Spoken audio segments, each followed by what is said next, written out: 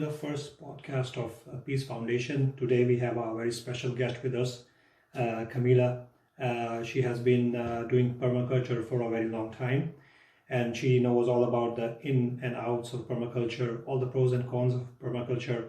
And today we are going to ask her some very hardcore questions regarding permaculture, and hope we can get some good answers from her. So, Karmela, let's start with your background. How did you end up in permaculture? Well, this wasn't my profession. I graduated 2 languages and worked in the office, and somewhere, obviously, when the time came, when it was right moment, I was almost 50, we met a person that told us of permaculture. She lended us a book, The Garden Without Shuffle, by Ruth Stout, and we got hooked. At that time, my husband fell in love with one property, an old house, and we bought it in Istria. And as he was working on the house, making the garden, during his work in winter time, I was reading the books. I got copies from a friend, and in springtime we made garden, and we made so many mistakes. It's unbelievable now what we did.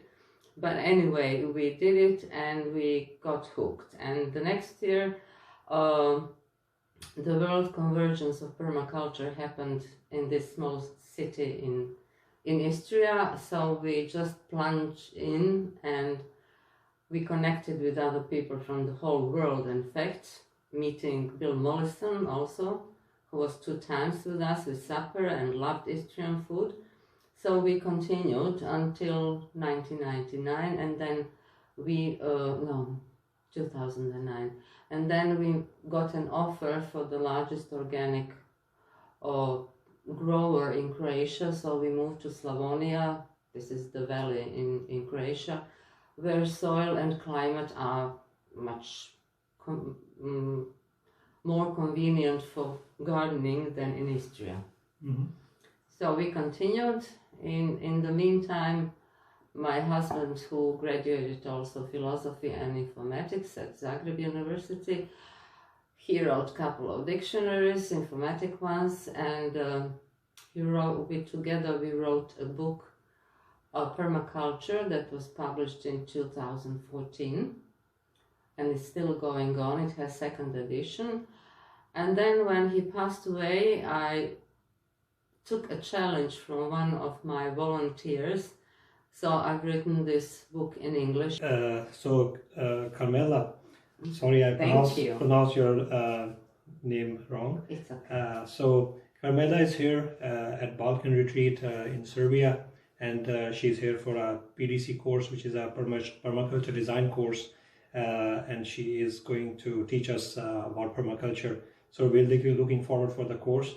It's going to be an intensive course, but we're looking forward to it. So, Karmela, what is permaculture in easy terms? How would you explain permaculture to a common man? Well, I always asked that question a long time ago, and I say it's the way of life according to the laws of nature. But I was so free, I will quote Bill Mollison, who is the father of permaculture, so they say, and just to quote him, it's a conscious design and maintenance, which is so important, people don't get it, of agriculturally productive ecosystems which have the diversity, stability and resilience of natural ecosystems. It's very wide, but because I really respect that man, I like to quote this. But it's a way of life and a lot of changes, and if you're brave enough, then you can do it. Yeah. So it's mostly, a lifestyle where you live how nature intended us to live. Yeah, we are only one of the species on this planet. We forget this. Yeah. So in permaculture, we are basically living in coordination with all the different kind of creatures of God, right? Plants, animals, insects. Respecting every living being. Yeah, good. And why is permaculture important today? I wouldn't say it's important today. It was always important. And if we wish to save our species, human ones, then we should live according to that. Otherwise, we will be exterminated by the natures of law. Yeah. So I will quote a verse from our holy book Quran, in which God says that corruption has spread in the lands and seas, and so God will punish us, or treat us and give us a lesson, so that we come back to the natural ways. And it basically involves things like, if you're polluting the earth, you're polluting the air, you're destroying the forest. So that kind of corruption. You call that corruption? Yeah. Okay, I had another thing. Yeah. So and we see today in today's world, that the corruption or destruction of the environment is taking place very rapidly. We got air pollution, water pollution, and all kinds of pollution. So I think permaculture gives us some antidotes or some solutions. It gives solutions, absolutely, but it's a huge change in life, and I passed it. Yeah. So the next question is, what are the pros and cons of permaculture? There have been a lot of discussions about that. I'm pro permaculture because I did it for almost 20 years, and it gives you a full life. Today's civilization, I can talk about Western one only, I don't know the Eastern one, they're obsessed with money. And money is on the first place, but you can't eat money. You can buy things, but when you produce your own food, when you create such environment in permacultural way, it's different. But people just behave silly, and some consequences always are present for your behavior on this planet, everywhere. Yeah. So I think the pros of permaculture would be that, it can help us in living a more natural and sustainable lifestyle, right? And also can have cure to the problems that we face in today's, materialistic and capitalistic society. If we are working, in coordination with nature. But as you said, the cons would be that if people are just doing, gardening or farming just to earn money, a lot of money, then of course permaculture. No, it's not permaculture. Yeah, it's not permaculture, and maybe permaculture doesn't have, the answers for, large scale gardening or farming to earn a lot of money. Maybe it is more suitable to small scale farming or medium scale. Exactly.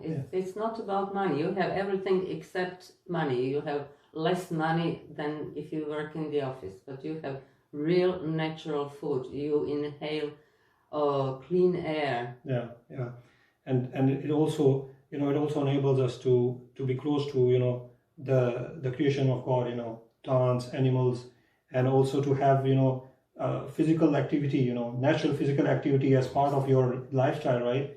And also when you have physical activity and when you're with the nature, then it also gives you mental satisfaction. So Absolutely. So you have less anxiety and depression as we have in this corrupt kind of lifestyle where we're just chasing after the money and materialistic gains.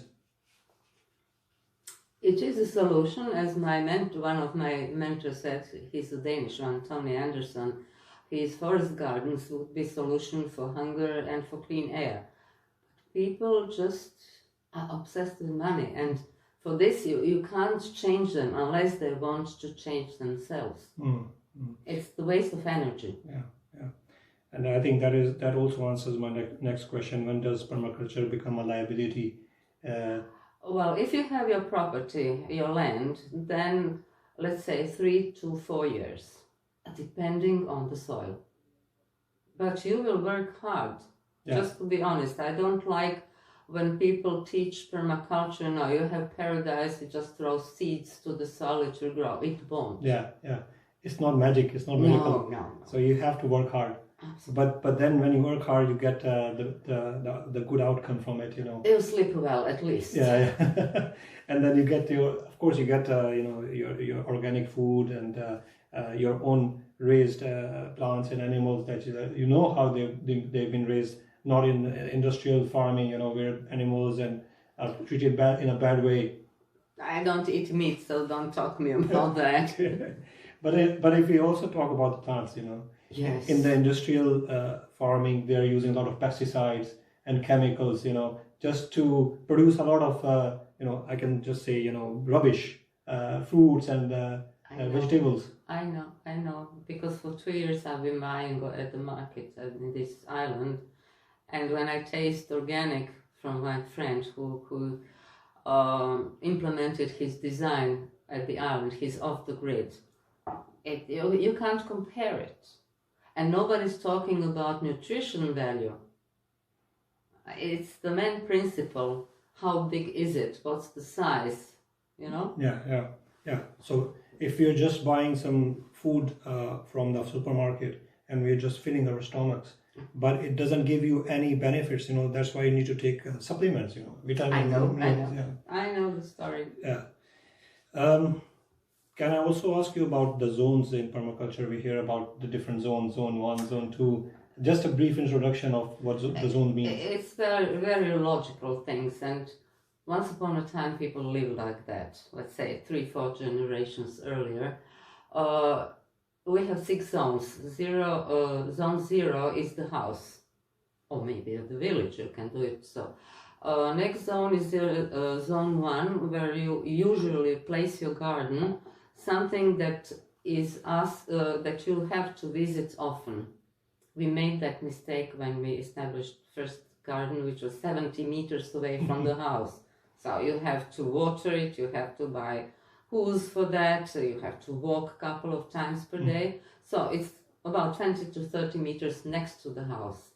I will show you, of course, my house I left because of earthquake. I stepped out from the house, I'm in the garden. Perfect. And I see it from my kitchen window, so I can intervene anytime. Yeah. Second zone is a little bit further. You have to be careful, because if you don't plan it well, then it is larger than 0 and 1 together. Usually people place their fruit trees.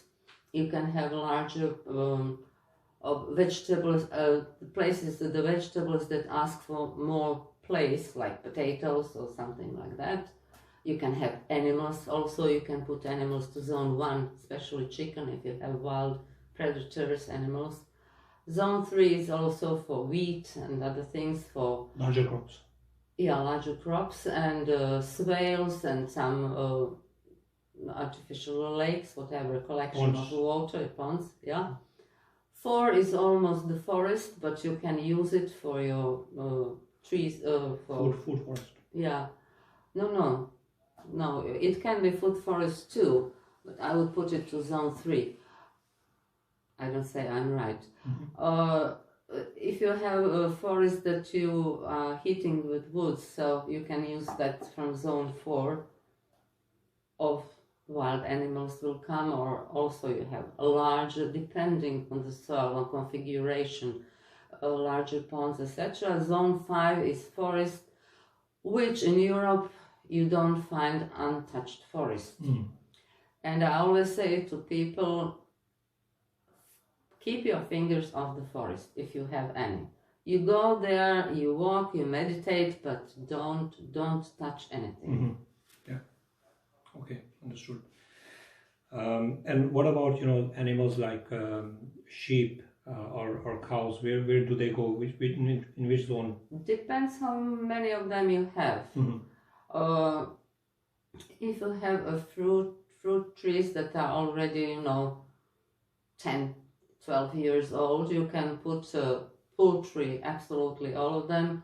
You can put pigs there, sheep as well, so you don't have to mow the grass. But if you have a young fruit yard, then you don't put animals except the poultry at the end of the season. They are helping. Okay, for getting rid of the weeds. Yeah, and cows, it's a separate story. Okay, right. And the last question in our podcast would be, what would be your advice to the young people who want to switch to permaculture or this natural way of lifestyle. As you will see at the course, take it step by step. Slow steps, small Steps, absolutely. Have patience and trust in nature. Yeah, and learn from the mistakes that you're doing as you take steps. This is the best learning. When you make mistakes, you'll always remember it. Yeah, and yeah, as you said, patience and lots of hard work. Well, this is natural that humans work hard, but this in last 2 generations, it seems it's luxury to work in the office. We are not done to sit in 8 hours in the office or in the school. Yeah, that's true. Anything else that you would like to mention? No, we start tomorrow. We will hear a lot of things, and I like to grow my food, as I said. Whenever I see soil or garden that is not mulched, I say how poor it is, because it's a lot of help. Mm-hmm. And don't do it alone. Yeah. Take somebody who has the same opinion like you, because one person is not enough for all the work. That's true. Okay, thanks a lot, Karmela, for this beautiful podcast. I hope people will benefit from it. We'll see. Yeah. So this is the first podcast from Peace Foundation. I hope you like it, and stay tuned for more videos coming soon.